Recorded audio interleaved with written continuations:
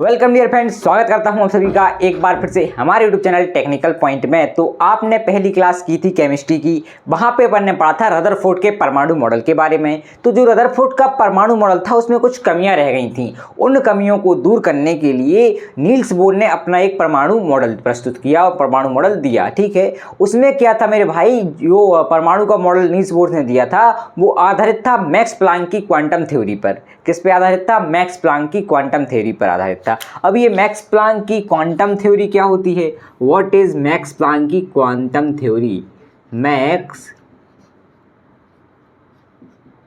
Planck की quantum theory, quantum सिद्धांत या क्वांटम थ्योरी, क्वांटम सिद्धांत। जो नील्स बोर ने अपना परमाणु मॉडल प्रस्तुत किया या दिया वो किस पे आधारित था? मैक्स प्लैंक की क्वांटम थ्योरी पे या क्वांटम सिद्धांत पे आधारित था। अब ये क्वांटम सिद्धांत क्या होता है भाई?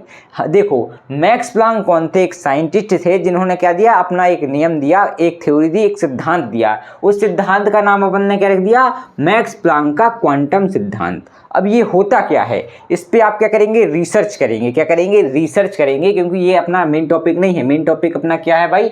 बोर का परमाणु मॉडल है कि नहीं? तो ये किस पे आधारित था? बोर का परमाणु मॉडल मैक्स प्लैंक की क्वांटम थ्योरी या क्वांटम सिद्धांत पे आधारित था। अब देखिए, जो रदरफोर्ड थे उन्होंने क्या कहा? उन्होंने कहा कि जो इलेक्ट्रॉन होते हैं वो नाभिक के चारों ओर घूमते हैं कुछ इस तरह से। अब भाई इनने ये नहीं बताया कि जो इलेक्ट्रॉन है वो किस पथ में घूम रहे हैं, लेकिन हमारे जो बोर भाई साहब हैं इनने कहा कि जो इलेक्ट्रॉन होते हैं नाभिक के चारों ओर बंद वृत्ताकार में, निश्चित बंद वृत्ताकार पथ में घूमते हैं। कैसे घूमते हैं?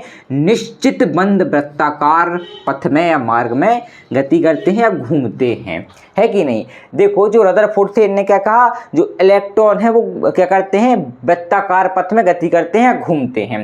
अब देखो, इन्होंने ये नहीं बताया कहाँ घूम रहे हैं। ठीक है, कहीं भी घूम सकते हैं। इनके हिसाब से, रदरफोर्ड के हिसाब से जो इलेक्ट्रॉन है वो क्या करते हैं? कहीं भी घूम सकते हैं। लेकिन जो बोर थे इन्होंने कहा कि जो इलेक्ट्रॉन होते हैं वो निश्चित बंद वृत्ताकार पथ में क्या करते हैं? गति करते हैं, घूमते हैं। अब देखिए कि जो रदरफोर्ड का परमाणु मॉडल है, क्या रदरफोर्ड का परमाणु मॉडल है, इसमें एक कमी क्या थी कि ये परमाणु के स्थायित्व को नहीं समझा पाया था। क्यों नहीं समझा पाया था परमाणु के स्थायित्व को?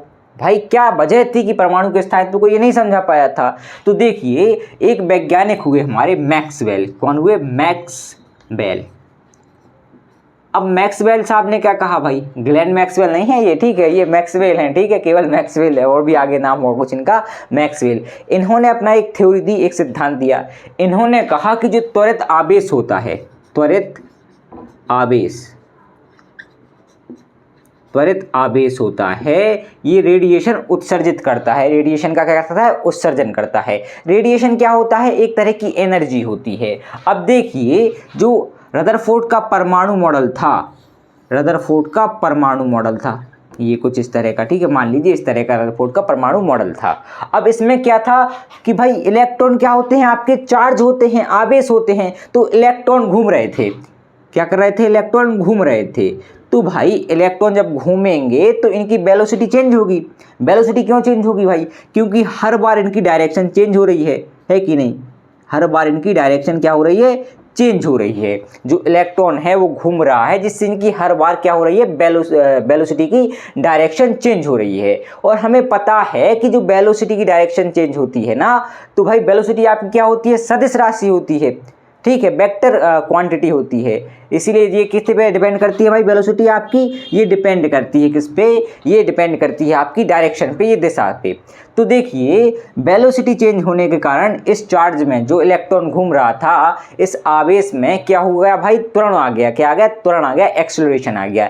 एक्सेलरेशन क्या होता है? चेंजिंग रेट ऑफ वेलोसिटी, मतलब वेलोसिटी चेंज हो रही थी। देखो, वेलोसिटी का मतलब ये नहीं कि उसकी स्पीड चेंज हो रही है, स्पीड तो सेम है, लेकिन उसकी डायरेक्शन चेंज हो रही है। क्या हो रही है? डायरेक्शन चेंज हो रही है। इसीलिए यहाँ पे क्या मिल रहा है आपको? त्वरण मिल रहा है, एक्सेलरेशन मिल रहा है। मतलब जो इलेक्ट्रॉन है इसके पास क्या आ गया? एक्सेलरेशन आ गया। अभी अपन समझेंगे, पूरी थ्योरी भी इसकी देखेंगे, ठीक है ना? अभी आपको पैनिक करने की कोई आवश्यकता है नहीं, है कि नहीं? अब देखिए क्या होगा यहाँ पे कि इसके पास क्या आ गया, त्वरण आ गया, एक्सेलरेशन आ गया। और मैक्सवेल ने क्या कहा था कि त्वरित आवेश एनर्जी उत्सर्जित करता है, रेडिएशन उत्सर्जित करता है। अब देखिए कोई भी चीज़ क्या कर रही है, घूम रही है, क्या कर रही है, घूम रही है गोल गोल ऐसे ऐसे, ठीक है, ऐसे ऐसे घूम रही है, तेज गति से घूम रही है। अब इसकी एनर्जी धीरे धीरे कम होती जा रही है, ठीक है, एनर्जी उत्सर्जित कर रही है, मतलब एनर्जी कम होगी भाई, है कि नहीं। तो जो इलेक्ट्रॉन है इसकी एनर्जी कम होगी, कुछ इस तरह से घूम रहा है, ठीक है, धीरे धीरे एनर्जी कम होती गई, कम होती गई, कम होती गई, कम होती गई। तो क्या हुआ मेरे भाई, इलेक्ट्रॉन आपका ऐसे ऐसे घूम रहा था, ये आपका क्या था, नाभिक था, घूम रहा था इलेक्ट्रॉन। अब इलेक्ट्रॉन की एनर्जी कम हो रही है, तो इलेक्ट्रॉन धीरे धीरे थकता जा रहा है, थकता जा रहा है, थकता जा रहा है, पास आता जा रहा है, नाभिक के पास आता जा रहा है, पास आता जा रहा है, और कहाँ गिर गया, लास्ट में नाभिक में गिर गया। जब ये नाभिक में गिर गया इलेक्ट्रॉन, तो आपका जो परमाणु है ये तो नष्ट हो गया भाई, परमाणु नष्ट हो गया। और अपन को पता है कि परमाणु स्थायी होता है।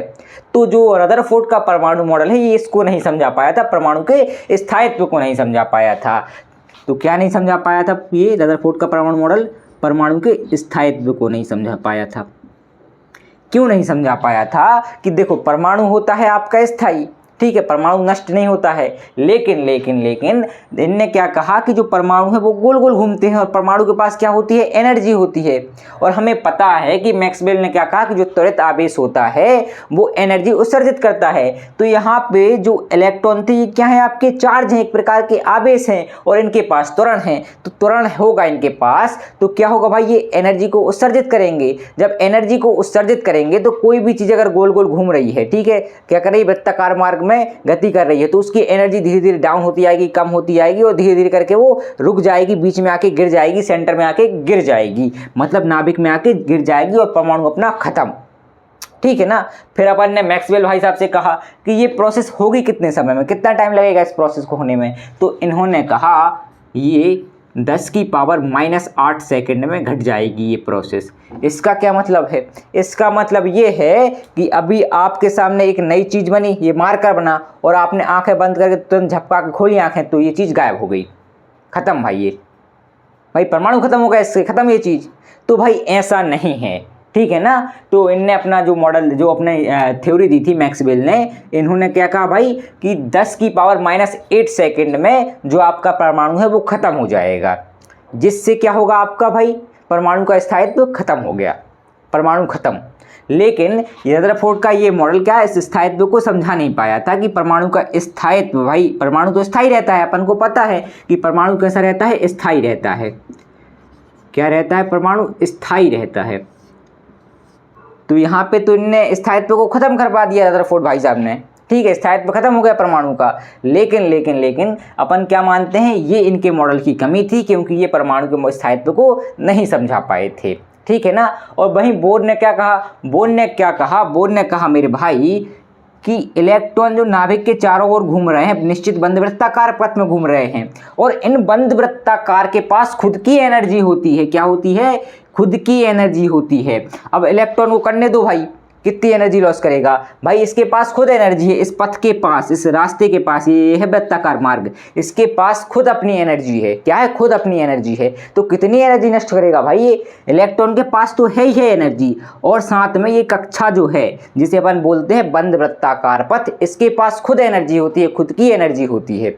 इसीलिए अपन इसको क्या बोलते हैं, ऊर्जा स्तर बोलते हैं। क्या बोलते हैं इन कक्षाओं को, ऊर्जा स्तर भी बोलते हैं, ऊर्जा स्तर भी बोलते हैं, ठीक है ना। तो समझ गए भाई यहाँ पे आप कि भाई इन ये जो अपने रदरफोर्ड थे ये क्या नहीं समझा पाए थे, परमाणु के स्थायित्व को नहीं समझा पाए थे। लेकिन जो बोर भाई साहब हुए, इनने क्या कहा, इनने कहा कि परमाणु की तो एनर्जी होती है, साथ में इन कक्षाओं की भी कुछ एनर्जी होती है, निश्चित एनर्जी होती है इन कक्षाओं के पास भी, ठीक है ना, जिससे क्या होता है, आपका एनर्जी लॉस नहीं होता है, ठीक है ना। आई होप कि आपको इतना क्लियर हो गया होगा। चलिए बढ़ते हैं आगे और समझते हैं थ्योरी को, इसकी थ्योरी किस प्रकार से आप एग्जाम में लिखेंगे।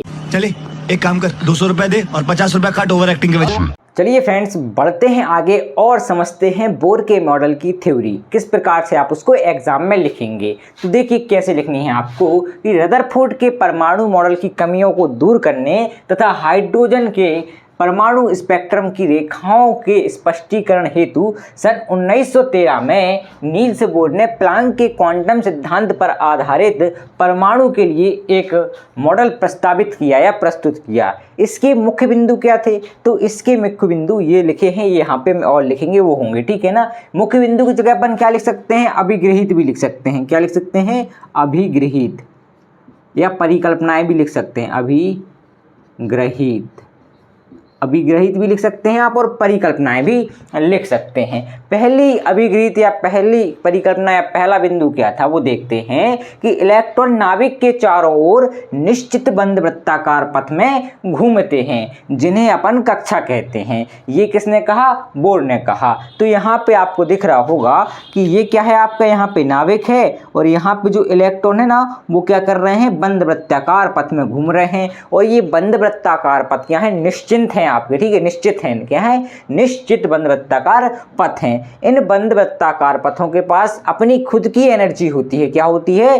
अपनी खुद की एनर्जी होती है। इसीलिए अपन किसको क्या बोलते हैं? ऊर्जा स्तर भी बोलते हैं। ये बंद वृत्ताकार पथ है, इनको क्या बोलते हैं अपन? ऊर्जा स्तर या ऊर्जा कोष भी अपन कहते हैं। और इनको शो कैसे करते हैं अपन? जैसे मैं कहूँ आप पहली कक्षा को किस प्रकार दर्शाएंगे, तो पहली कक्षा को आप क्या करेंगे? या तो 1 से दर्शा सकते हैं या फिर आप k से दर्शा सकते हैं। दूसरी कक्षा को कैसे दर्शाएंगे? तो दूसरी कक्षा के लिए आप क्या करेंगे?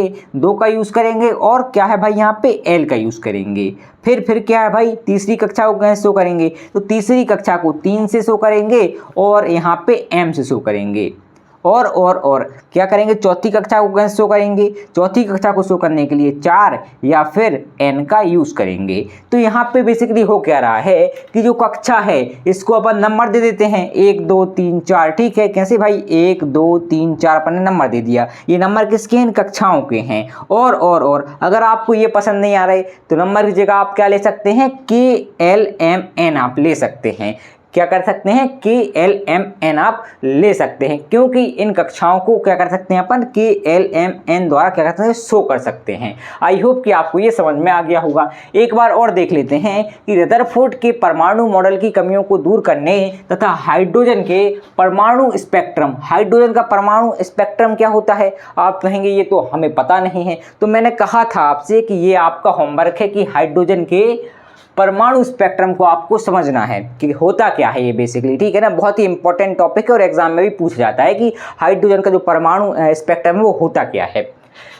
की रेखाओं के स्पष्टीकरण हेतु सन 1913 में नील्स बोर ने प्लांक के क्वांटम सिद्धांत पर आधारित परमाणु के लिए एक मॉडल प्रस्तावित किया। इसके मुख्य बिंदु या मुख्य अभिगृहित निम्नलिखित थे। तो पहला अभिगृहित अपन ने समझ लिया, पहला बिंदु अपन ने समझ लिया। अब दूसरा बिंदु क्या होगा? तो चलिए बढ़ते हैं आगे और समझते हैं दूसरे पॉइंट को।